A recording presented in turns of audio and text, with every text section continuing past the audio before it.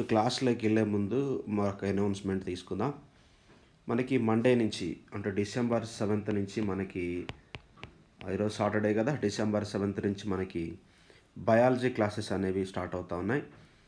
దీంట్లో మనకి బయాలజీ వచ్చరికి ఎలా ఉంటుంది సార్ అంటే ప్యూర్ సబ్జెక్ట్‌తో పాటు మనకి కరెంట్ రిలేటెడ్ ఇష్యూస్‌ని కూడా మనం డీల్ చేయడం అనేది జరుగుతూ ఉంటుంది. దీంట్లో మీకు జువాలజీ ఉంటుంది. ప్లస్ బోటనీ ఉంటుంది.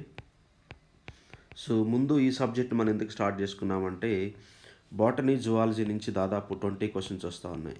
అంటే మనకి డిజాస్టర్ మేనేజ్మెంట్, ఎన్విరాన్మెంటల్ స్టడీస్ కన్నా చాలా ప్రాముఖ్యమైన సబ్జెక్ట్ అనమాట. ఇది మోర్ ఆర్ లెస్ ఎక్కువ మందికి సబ్జెక్ట్ టచ్ లేదనమాట. అంటే మనకి డిజాస్టర్ మేనేజ్మెంట్, ఎన్విరాన్మెంటల్ చదువుకుంటే కొంత అర్థమైద్ది కానీ ఇది అర్థం కాదు మనకి. కొంత సబ్జెక్ట్ అనేది మీకు చెప్పడం అనేది జరుగుతూ ఉంటుంది. కాబట్టి మనం స్టార్ట్ చేసుకుంటాం. డీటెయిల్డ్‌గా మీరు జాగ్రఫీ చూసారు కదా! చాలా ఎక్కువ అవర్స్ మనం ఇచ్చాము. మనం అతి తక్కువ ఫీజులోనే మనం క్లాసెస్ అన్ని కండక్ట్ చేస్తూ ఉన్నాము. అభ్యర్థులు దీన్ని గమనించగలరు. ఇక నెక్స్ట్ వన్ వచ్చరికి ఈ రోజు నుంచి మనం ఏం చేస్తున్నాం సార్ అంటే సబ్జెక్ట్ బేస్డ్ కరెంట్ అఫైర్స్ అనేది మనం టీచ్ చేస్తున్నాము. ఎందుకంటే గ్రూప్ 1, గ్రూప్ 2 సివిల్ సర్వీసెస్‌లో మంచి స్కోర్ రావాలి, తప్పనిసరిగా మంచి పొజిషన్‌లో ఉండాలి అంటే కరెంట్ అఫైర్స్ చాలా కీలకమైనది. ఈ కీలకమైన దాంట్లో చాలామంది ఎలా చదువుతున్నారంటే ఎలా పడితే అలాగా అంటే కరెక్ట్ వేలో చదవట్లేదు. అసలు కరెంట్ అఫైర్స్ ఎలా చదవాలి సార్ అంటే సబ్జెక్ట్ రిలేటెడ్ కరెంట్ అఫైర్స్ చదవాలి. దాన్ని మనం ప్లాన్ చేసాము.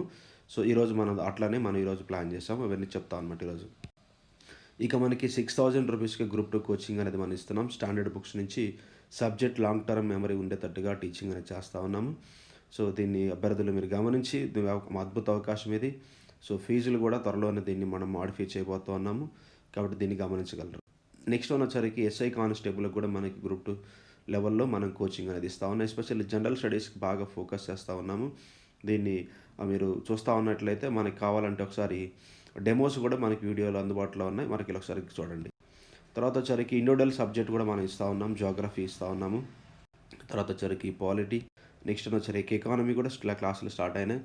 చాలామంది కామెంట్ చేస్తున్నారు, ఫోన్ చేస్తున్నారు, వాట్సాప్లో కానీ చెప్తా ఉన్నారు, అద్భుతంగా ఉన్నాయి సార్ ఎకానమీ క్లాసులు.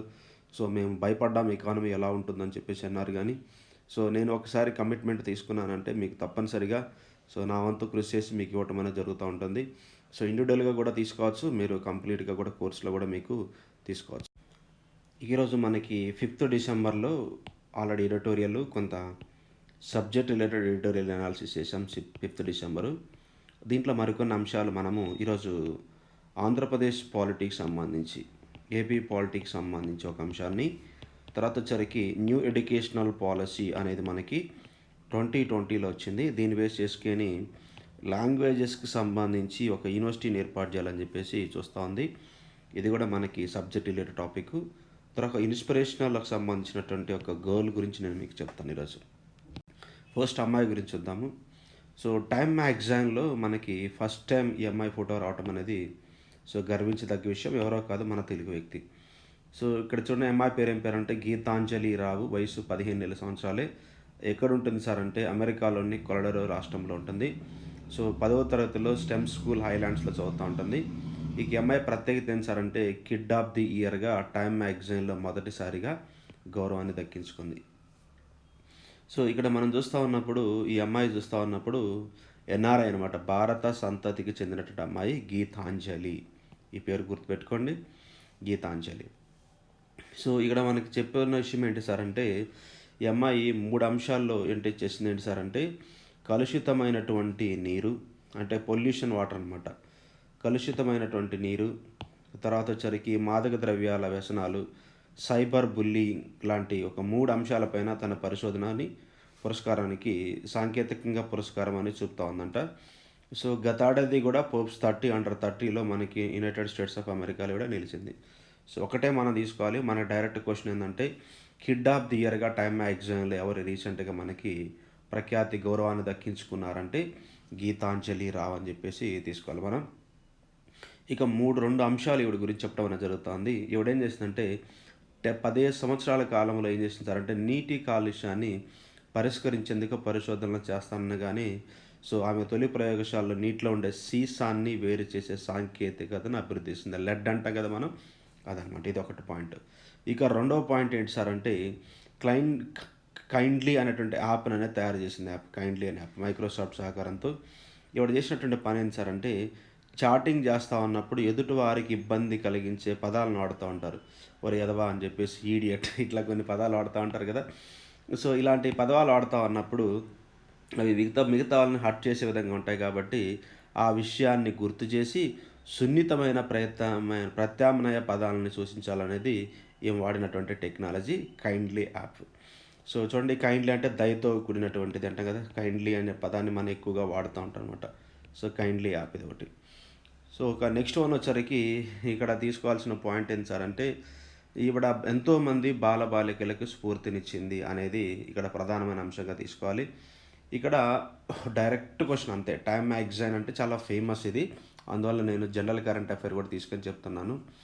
అంటే ఒక 15 సంవత్సరాల ఒక గర్ల్ ఇలాంటి టైమ్ మ్యాగజైన్లో ఎక్కిందంటే, సో నువ్వు డిగ్రీ చదివావు, బీటెక్ చేసావు, ఎంటెక్ చేసావు, పీజీలు చేసావు, కనీసం ఈనాడు పేపర్లో మన పేరు రావద్దా చెప్పండి? మన పేరు రావద్దా? ఒకసారి ఆలోచించండి. అంటే ఈవిడ అంటే ఇంట్రెస్ట్ని క్రియేట్ చేసుకుంది అనేది నా కన్క్లూజన్గా నేను చెప్పగలను. సో కాబట్టి ఎవరో చెప్తారు ఏదే చేస్తారు అనే దానికన్నా ఫస్ట్ చదవాలి, మనకంటే ఒక గుర్తింపు ఉండాలి, 10 మందికి సహాయం చేయాలి అన్నటువంటి హార్ట్ కనుక నీకు ఉన్నదంటే ఆటోమేటిక్గా నువ్వు ఈనాడు పేపర్ ఏంది, హిందూ పేపర్ ఏంది, చాలా పేపర్లో నువ్వు ఎక్కగలుగుతావు అనమాట.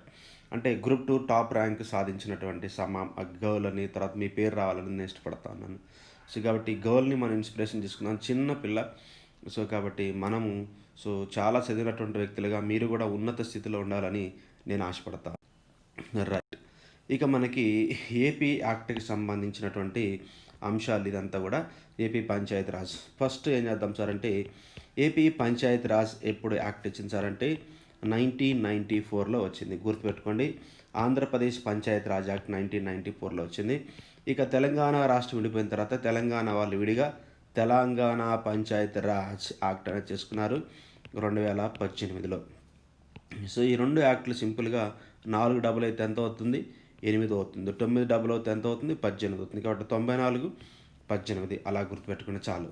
అయితే ఏం జరుగుతా ఉంది సార్ అంటే, రీసెంట్గా ఉమ్మడి తెలుగు రాష్ట్రాలలో ఏమంటారంటే మనకి పంచాయతీరాజ్ యాక్ట్ ప్రకారం మనం చెప్పుకుంటాం కదా, మనకి 243 ఏమంటాం మనం? కే అంటాం అనమాట. సో కే అంటే ఏంటి, దేనికి సంబంధించింది? Election commission. నేను పంచాయతీరాజ్ 73, 74 ఆర్టికల్స్ ఎలా గుర్తుపెట్టుకోవాలో నేను మీకు ఒక వీడియో కూడా పెట్టాను. సో చాలామంది చూశారు దానికి. చిన్నపిల్లలను రాయండ్రా బాబు, ఎలక్షన్ కమిషన్ అంటే ఏం రాస్తారు సార్ అంటే వాళ్ళు కే అనే పదంతో రాస్తారు. ఫర్ ఎగ్జాంపుల్ ఇక్కడే మీకు చెప్తాను. 243 ఐ అంటే ఏంటిది మనకి? ఐ అంటే ఫినాన్స్ కమిషన్. ఈ ఫినాన్స్ కమిషన్ రాష్ట్ర గవర్నర్ గారు ఏర్పాటు చేస్తారని, ఎలక్షన్ కమిషన్ రాష్ట్ర గవర్నర్ గారు ఏర్పాటు చేస్తారని 243 కేలో ఎలక్షన్ కమిషను, 243లో ఐ ఉంటుంది అనమాట. ఐ అంటే ఐ ఫర్ ఫినాన్స్, ఫినాన్స్ అంటే రాస్తాం కదా, FINANCE ఫినాన్స్ ఐ అని రాస్తాం కదా, అట్లా ఇలాగా చాలా వీడియోస్ చాలా మంచిగా పెట్టాను, ఒకసారి చూడండి. ఇక నా పాయింట్ ఏంటి సార్ అంటే, ఆంధ్రప్రదేశ్లో ఉన్నటువంటి స్టేట్ ఎలక్షన్ కమిషన్కి ఆంధ్రప్రదేశ్ గవర్నమెంట్కి మనకి పచ్చిగడ్డి మధ్యలేస్తే బొగ్గుమ ఉంటుంది, సంథింగ్ అట్లా అంటారు కదా, ఒక వార్ అనేది నడుస్తూ ఉంటుంది. సో ఒక బ్యాక్గ్రౌండ్ స్టోరీ చెప్పేసి దీన్ని మనం ముందుకెళ్దాం. సో ఏం జరుగుతూ ఉంది సార్ అంటే, ఆంధ్రప్రదేశ్లో మనకి ఫిబ్రవరిలో అంటే ఎలక్షన్ టైంలో, మనకి మార్చి టైంలో ఎలక్షన్స్ జరగాలని వైఎస్ఆర్సీపీ మనకి చెప్పింది. దీన్ని స్టేట్ ఎలక్షన్ కమిషన్ వద్దని చెప్పేసాను. ఎందుకంటే కోవిడ్ కేసులు పెరుగుతున్నాయని చెప్పేసి అన్నారు. ఇదంతా కూడా మనకి రమేష్ కుమార్ గారు కొంత టీడీపీకి అనుకూలంగా ఉన్నాడని చాలా బ్యాక్గ్రౌండ్ నీకు మత కులాలకు సంబంధించినటువంటి విధానంగా బయటకు వచ్చింది. అవన్నీ మీకు తెలిసిందే. ఇక రెండో పాయింట్ ఏంటి సార్ అంటే, మొన్న రీసెంట్గా స్టేట్ ఎలక్షన్ కమిషన్ ఏమని సార్ అంటే, ఫిబ్రవరిలో ఎలక్షన్స్ పెట్టాలి అని చెప్పేసి అని అన్నారు. అంటే ఇప్పుడు ఎట్లా సెకండ్ వేవ్ స్టార్ట్ అవుతూ ఉంది. ఈరోజు డాక్టర్లు, తర్వాత వచ్చరికి పోలీసు వాళ్ళు, తర్వాత గవర్నమెంట్ ఎంప్లాయీస్, మా ఫ్రెండ్ టీచర్ కూడా తనకి ఏమంటారు, మనకి కోవిడ్-19తో సఫర్ అయ్యాడు అనమాట. సో కొంతమంది నర్సెస్ కూడా నాకు తెలిసినటువంటి వాళ్ళు ఉన్నారు. సో మన దగ్గర ఎస్ఐకి ప్రిపేర్ అవుతున్నాడు, తను కూడా నర్స్ అనమాట. సో తను కూడా సఫర్ అయ్యాడు అనమాట. ఇట్లాగా చాలామంది కోవిడ్-19తో సఫర్ అవుతూ ఉన్నారు. మీరు ఇట్లా జరపడం కాదని చెప్పేసి అన్నారు. ఇక ఇప్పుడు స్టేట్ ఎలక్షన్ కమిషన్ ఏమందంటే, స్టేట్ ఎలక్షన్ కమిషన్ రాజ్యాంగబద్ధ సంస్థ, రాజ్యాంగాన్ని మీరు క్వశ్చన్ చేస్తున్నారా అని చెప్పేసి, మాకు మీరు సహకరించట్లేదని చెప్పేసి మళ్ళీ రమేష్ కుమార్ గారు మాట్లాడడం జరిగింది. ఇక మొత్తానికి ఏం చేయాలి సార్ అంటే, స్టేట్ ఎలక్షన్ కమిషన్ నోరు అనేది మూపాలంటే ఏం చేయాలి సార్ అంటే, ఉన్నటువంటి చట్టంలో మార్పులు చేయాలా? ఆ మార్పులు ఏం చేస్తున్నారంటే, ఇప్పుడు మీకు కంటెస్ట్‌లోకి వద్దాం. ఇప్పుడు ఏం చెప్తున్నారు చూడండి ఒకసారి. చూడండి ఇక్కడ ఏం చెప్తున్నాడు సార్ అంటే, ఇప్పుడు చూడండి, ఈ నేపథ్యంలో ఏపీలో వచ్చే ఫిబ్రవరిలో పంచాయతీ ఎన్నికలు నిర్వహించాలని రాష్ట్ర ప్రభుత్వం ఎన్నికలు నిర్వహించలేమని రాష్ట్ర ప్రభుత్వం స్పష్టం చేసింది. నేను చెప్పిన పాయింట్ చెప్తున్నాను. అయితే ఈ మేరకు ఏం చేస్తున్నారు సార్ అంటే, ఇది మన కాంటెక్స్ట్. శుక్రవారం శాసనసభలో అంటే నిన్న తీర్మానాన్ని ప్రవేశపెట్టారు. ఏమని తీర్మానం ప్రవేశపెట్టాడు సార్ అంటే, ఇది ఏకగ్రీవంగా ఆమోదించడం జరిగింది. ఏందంటే ఇది కీ పాయింట్ మనకి నోట్ చేసుకున్నాం. ఏపీ వాళ్ళు చాలా ఇంపార్టెంట్. రాష్ట్ర ఎన్నికల సంఘము తీసుకోండి. ఈ పాయింట్ ఏంటంట, రాష్ట్ర ఎన్నికల సంఘము ప్రభుత్వ అనుమతితోనే స్థానిక సంస్థల షెడ్యూలు తేదీలు ప్రకటించేలా పంచాయతీరాజ్ చట్టంలో నిబంధనలను పొందుపరచాలని కూడా సభ తీర్మానించింది. ఇది ఏకగ్రీవ తీర్మానం. ఏంటంట, సో ఇప్పుడు ఏం చేస్తున్నాడు రమేష్ కుమార్ గారు, ఆయన డేట్లనే ఇస్తున్నాడు, మేము దీనికోసము నేను సీఎస్తో మాట్లాడాను అని చెప్పేసి చెప్తా ఉన్నాడు. అది కాదు, కానీ జనరల్గా నువ్వు గనక పెట్టాలి ఏదన్నా చేయాలంటే తప్పనిసరిగా ఏం చేయాలంట, ఎన్నికల షెడ్యూలు తేదీలు ప్రకటించేలా పంచాయతీరాజ్ చట్టంలో నిబంధనలు చేశారనుకోండి, తప్పనిసరిగా ఫాలో అవుతారు. రైట్. చూడండి, అంటే వీళ్ళు సవరించడానికి ప్రధానమైన కారణం ఏంటంటే, ఆల్రెడీ మీకు చెప్పాను 2018లో తెలంగాణ పంచాయతీరాజ్ చట్టం వచ్చిందని. చూడండి ఏంటంటే, తెలంగాణ అంటే చూడండి ఇక్కడ పంచాయతీరాజ్ సంస్థల ఎన్నికల షెడ్యూల్ తేదీలను రాష్ట్ర ప్రభుత్వ సమ్మతితోనే ఎస్ఈసి నిర్ణయించాలని తెలంగాణ రాష్ట్ర పంచాయతీరాజ్ చట్టంలోని 197(6) నిబంధన చెబుతుంది. చూడండి ఒకసారి. అంటే ఇప్పుడు ఏపీ వాళ్ళు ఎందుకని ఇలా మార్చారు, ఇట్లా అంటే తీర్మానం ఇంకా మార్చలేదు, తీర్మానం అయితే ఫైనలైజ్ అయిపోయింది. తీర్మానం అయిపోయింది కాబట్టి తప్పనిసరిగా మార్పులు చేస్తారు. దీనికి ఎట్లాగా సార్ వీళ్ళు ఒంటెద్దు పోకడలు వెళ్తున్నారంటే, కాదు చూడండి, ఇక్కడ తెలంగాణలో ఆల్రెడీ ఫాలో అవుతున్నారు. 2018లో మనకి తెలంగాణకి సంబంధించినటువంటి చట్టం వచ్చిందని చెప్పుకున్నాను. ఏం చేశారంటే ఇక్కడ అంటే, తప్పనిసరిగా ఏం చేయాలంట, ఎన్నికల షెడ్యూల్ కానివ్వండి తేదీలను రాష్ట్ర ప్రభుత్వ సమ్మతితోనే ఎస్ఈసి నిర్ణయించాలి. ఈ లెస్ అంటేనే వాళ్ళు డిసైడ్ చేయాలనేది చెప్తా ఉన్నారు. దీని గురించి ఒక పాయింట్ ఏం చెప్తున్నారు సార్ అంటే రాజ్యాంగబద్ధ సంస్థల స్వాతంత్రాన్ని, అంటే స్టేట్ ఎలక్షన్ కమిషన్ స్వాతంత్రాన్ని, వాటి యొక్క అధికారాలను శాసనసభ గుర్తిస్తుంది. అంటే రమేష్ కుమార్ అన్నారు కదా, మా పైన మీరు పట్టించుకోవట్లేదు, మమ్మల్ని రాజ్యాంగబద్ధ సంస్థలను మీరు పట్టించుకోవట్లేదు అని చెప్పి అన్నాడు కాబట్టి దానికి మాట్లాడుతున్నారు. ప్రజలు ఎన్నుకున్న, ఇది పాయింట్, ఇది వాళ్ళ గురించి ఎస్ఈసి గురించి. ఇప్పుడు స్టేట్ గవర్నమెంట్ గురించి మాట్లాడుతున్నాడు. ప్రజలు ఎన్నుకున్న ప్రభుత్వ అభిప్రాయాన్ని పరిగణలోకి తీసుకోకుండా రాజ్యాంగబద్ధ సంస్థలు ఏకపక్షంగా వ్యవహరించడము రాజ్యాంగ స్ఫూర్తికి విరుద్ధమే. రేపు గ్రూప్ 1లో ఇలాంటి క్వశ్చన్స్ పడుతూ ఉంటాయి, తప్పనిసరిగా పడుద్ది. మనకి సుప్రీంకోర్టుకి సంబంధించి, స్టేట్ ఎలక్షన్ కమిషన్ గవర్నమెంట్కి సంబంధించి వాడుతూ ఉన్నప్పుడు ఇలాంటి స్టేట్మెంట్స్ అనేది మనం సపోర్ట్గా రాయాలా. అంటే ప్రజలు ఎన్నుకున్న ప్రభుత్వ అభిప్రాయాలను పరిగణలోకి తీసుకోకుండా ఏకపక్షంగా వ్యవహరించడం కూడా రాజ్యాంగ స్ఫూర్తికి విరుద్ధమే కదా. అంటే ఇద్దరి మధ్య సమస్య అయితే ఉన్నది. సమస్య సాల్వ్కి సొల్యూషన్ ఏమన్నా చెప్పాలా సార్ అంటే, ఇదే మనకి అయిపోయి ఇంకా. సో కాబట్టి పంచాయతీరాజ్ సంస్థ ఎన్నికల ఎస్ఈసి వాయిదా వేసిన నేపథ్యంలో ఎంత గురించి మనకి తెలిసినటువంటి అంశం అనమాట. ఇట్లాగా మనకి ఒకటి మాడిఫై చేశారు, ఇది ఒకటి తప్పనిసరిగా మనం ఒకటి తీసుకోవాలి ఏపీ పాలిటిక్స్. నెక్స్ట్ ఇష్యూ వచ్చరికి మనకి 2020లో వచ్చినటువంటి న్యూ ఎడ్యుకేషనల్ పాలసీని మనం చెప్పుకున్నాం కదా. సో 2020లో వచ్చినటువంటి న్యూ ఎడ్యుకేషనల్ పాలసీ రిలేటెడ్గా ఏం చెప్పారు సార్ అంటే, ఆల్రెడీ 2020 న్యూ ఎడ్యుకేషనల్ పాలసీకి సంబంధించి నేను 2 వీడియోస్ చేశాను. ఎలా గుర్తుపెట్టుకోవాలో కూడా, హిస్టారికల్ బ్యాక్గ్రౌండ్ 1773 రెగ్యులేటింగ్ చట్టం దగ్గర నుంచి మీకు కొటారి కమిషన్స్ అన్నీ కూడా, నేషనల్ ఎడ్యుకేషన్ పాలసీస్ అన్నీ కూడా చెప్పుకుంటూ వచ్చాను. జాగ్రత్తగా ఒకసారి చూడండి. రైట్. అంటే మనం అప్డేట్ అవ్వాలి. 2020లో మనకి ఏంటి సార్, ఒక 2 పాయింట్స్ చెప్తాను. ఏంటంటే టీచింగ్ అనేది మదర్ టంగ్లో ఉండాలి అనేది, ప్రైమరీ ఎడ్యుకేషన్ అంతా ఉండాలనేది ఒక ఆప్షన్, నాట్ ఈజ్ కంపల్సరీ, గుర్తుపెట్టుకోండి. దీంతోపాటు సాంస్క్రిట్, అంటే ఇప్పుడు బీజేపీ అనేది సంస్కృతానికి ఎక్కువ ప్రాధాన్యత ఇస్తుంది. సాంస్క్రిట్ తర్వాత ఫారిన్ లాంగ్వేజెస్ వచ్చరికి మనకి కొన్ని అంశాలు కూడా మనకి పెట్టడం అనేది ఆప్షనల్గా పెట్టారు. ఇప్పుడు 2020 ఎడ్యుకేషనల్ పాలసీలో భాగంగా కొన్ని యాక్షన్ ప్లాన్ అనేది జరుగుతూ ఉంటుంది.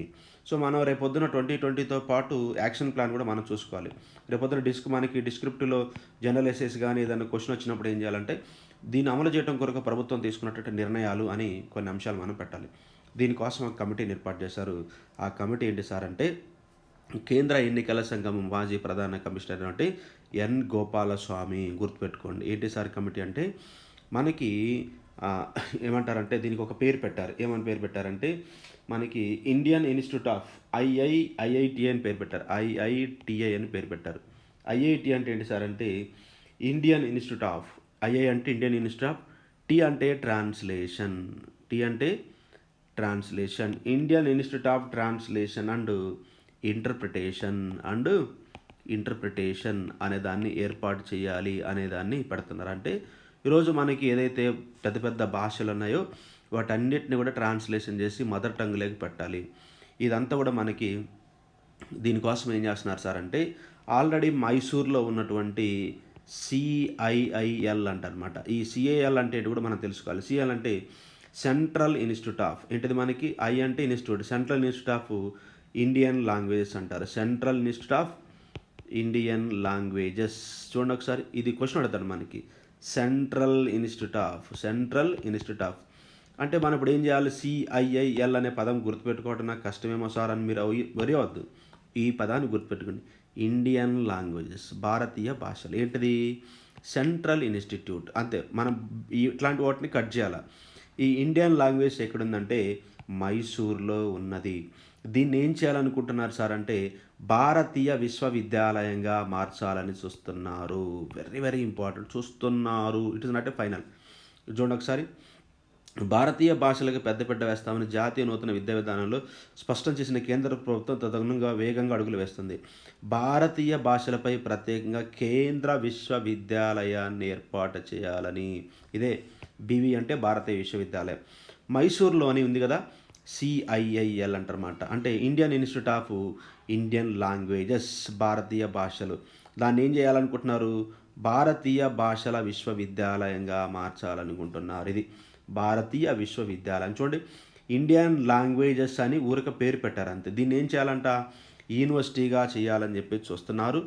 దానితో పాటు చూడండి, Indian institute of translation interpretation, ఇది చెప్పుకున్నాం కదా, ఇది ఐఐటిఎల్, ట్రాన్స్లేషన్ ఇంటర్ప్రిటేషన్. అంటే ట్రాన్స్లేషన్ అంటే ఒక భాషలో ఉన్నదాన్ని మరొక భాషలోకి అంటే రచన రూపంలో చేస్తారు. ఇంటర్ప్రిటేషన్ అంటే మనకి మాటల రూపంలో చెప్పేదాన్ని ఇంటర్ప్రిటేషన్ అంటారు అనమాట. రైట్. సో ఇట్లాగా మనకి ట్రాన్స్లేషన్ అండ్ ఇంటర్ప్రిటేషన్ అనేది ఏర్పాటు చేయటం కోసం కమిటీ ఏర్పాటు చేశారు. ఆ కమిటీ ఎన్ గోపాలస్వామి కమిటీ. అంటే 2 పాయింట్లు. ఒకటి మనకి కరెంట్ అఫైర్ ఏంటి సార్ అంటే ఇక్కడ మనకి నూతన విద్యా విధానాన్ని అమలు చేయడం కొరకు Indian institute of translation interpretation అధ్యయనం కొరకు మరియు భారతీయ విశ్వవిద్యాలయం ఏర్పాటు చేయడం కొరకు ఏర్పాటు చేసినటువంటి committee Gopalaswamy committee. So Gopalaswamy committee అనేది మనకి చాలా ప్రాముఖ్యంగా దీన్ని మనం తీసుకోవాలి. ఇది ఎప్పుడు దీని గురించి రాశారనమాట. మైసూర్లో central institute of Indian language అనేది ఇప్పుడు కాదు, 1969లో దీనికోసం ఉపాధ్యాయులకు ప్రత్యేకంగా శిక్షణ కూడా ఇస్తారంట ఇక్కడ. అది మనకు తెలిసిన పాయింట్ అనమాట. రైట్. మా బీఎడ్లో నేను యూనివర్సిటీలో చేశాను బీఎడ్. మా ప్రొఫెసర్ ఒక ఆయన కూడా ఇక్కడ మనకి ఆయన స్పెషల్ ట్రైనింగ్ తీసుకొని ఒక కోర్సు కూడా చేసి వచ్చాడు. అందువల్ల నాకు కూడా ఐడియా ఉంది ఇది. ఇక నెక్స్ట్ ఇక్కడ చూడండి, వర్సిటీలో భాగంగా ఐఐటి అని చెప్తున్నా. ఐఐటీలు కాదు, ఐఐటిఐ. మనకి ఐఐటీలోనే కదా ఐఐటీలు, ఇండియన్ ఇన్స్టిట్యూట్ ఆఫ్ టెక్నాలజీలోనే కదా, దాని పేరు మీద ట్రాన్స్లేషన్ ఇంటర్ప్రిటేషన్ పేరు వస్తుంది అంతే. కొత్త విద్యా విధానంలో సాంకేతిక విద్యను కూడా భారతీయ భాషల్లో. రైట్. చూడండి ఇక్కడ ఐఐటిఐ ఎందుకు అవసరం సార్ అంటే టెక్నాలజీని కూడా ఏం చేయాలంట, భారతీయ భాషల్లో అందిస్తామని కేంద్రం అందుకు ప్రత్యేక అదనంగా అనువాదం కోసము Indian institute of translation and interpretation నెలకొల్పుతామని గతంలో ప్రకటించింది. ఇది చూడాలి మీరు, వాచ్ చేయాలి న్యూస్. ఐఐటి మనకి ఎక్కడ ఎస్టాబ్లిష్ చేశారు అనేది చూడాలి మీరు. తాజాగా నియమించిన కమిటీ దీని ఏర్పాటుపై అధ్యయనం చేసి నివేదిక అందజేయనుంది. అయితే కొత్తగా ఏర్పాటు చేయనున్న ఐఐటిఐ వర్సిటీలో భాగంగా ఉంటుందా, ప్రత్యేక సంస్థగా ఉంటుందని తేలాల్సి ఉందని చెప్పి చెప్తున్నాడు. ఐఐఎం తరహాలో చూడండి, ఈ ఐఐటిఐకి ఎలా ఉంటుందంట, దీని యొక్క స్టేటస్ ఎలా ఉంటుందంట, ఐఐఎం తరహాలో జాతీయ ప్రాధాన్యత సంస్థ నేషనల్ ఇన్స్టిట్యూట్ ఆఫ్ ఇంపార్టెన్స్ అది ఇవ్వాలని కేంద్రానికి సిఫారసు చేశామని చెప్పి చెప్తా ఉన్నారు. దీంట్లో 2 పాయింట్లు చెప్తాను నేను. ఒకటి 2 క్వశ్చన్స్, కమిటీ పేరు మీద ఒక క్వశ్చన్ వస్తుంది. ఏ కమిటీ? గోపాలస్వామి కమిటీ. ఇటీవల ఎక్కడ సిఐఎల్ను భారతీయ విశ్వవిద్యాలయంగా చేయాలనుకుంటున్నారు? ఒకటి. ఇండియన్ లాంగ్వేజెస్ అనేది ఎక్కడున్నది? దీనికోసం ప్రత్యేకంగా ఏర్పాటు చేస్తున్నటువంటి ఇష్యూ ఏంటిది? Indian institute of translation interpretation. అయిపోయింది అంతే. సో దీంట్లో భాగంగా మీరు జనరల్ ఎస్ఏలు కానీ ఏదైనా మీకు అంటే సోషల్ ఇష్యూస్కి సంబంధించి, ఇది సోషల్ ఇష్యూస్ కిందకి వస్తుంది మీకు. ఈ సోషల్ ఇష్యూస్ రిలేటెడ్గా నేషనల్ ఎడ్యుకేషన్ పాలసీ గురించి రాస్తా ఉన్నప్పుడు ఈ చట్టాన్ని అమలు చేయడం కొరకు ప్రభుత్వం ఎలాంటి చర్యలు తీసుకుంటుంది అనేది నీకు ఒక ఐడియా ఉండాలి ఎప్పటికైనా సరే. గ్రూప్ 1 యూపీఎస్సీ ప్రిపేర్ అయ్యే వాళ్ళందరూ కూడా మీకు ఉండాల్సిన థాట్ ఏందంటే కాజెస్ ఏంటి? ఎఫెక్ట్ ఏంటి? దీనికి సొల్యూషన్స్ ఏమున్నాయి? అంటే రిపోర్ట్ ఏమి ఇస్తా ఉంది? ప్రభుత్వం తీసుకున్న చర్యలేంటిది? ఇవన్నీ గూడా మీకు ఒక 360 డిగ్రీస్ యాంగిల్‌లో మనకి ప్రిపేర్ అవ్వాలి. సో, మనం ఏం చేద్దాం సార్ అంటే ఫస్ట్ గ్రూప్ 2 మీద కాన్సంట్రేషన్ చేసిన తర్వాత, మీకు సబ్జెక్ట్ మీద ఫుల్ గ్రిప్ వచ్చిన తర్వాత, అప్పుడు మనం కరెంట్ అఫైర్‌లో ఇంకొంచెము గ్రూప్ 1లోను సివిల్ సర్వీసుల్లో ఎలా రాసుకోవాలి, నోట్స్ ఎలా రాసుకోవాలి ఇవన్నీ తర్వాత చెప్తాను. నాకు చాలా చెప్పాలనుంది గానీ ఒంటరి అయిపోయి క్లాసులు టైం లేక ఇలాంటి పరిస్థితులు ఏర్పడ్డాయి.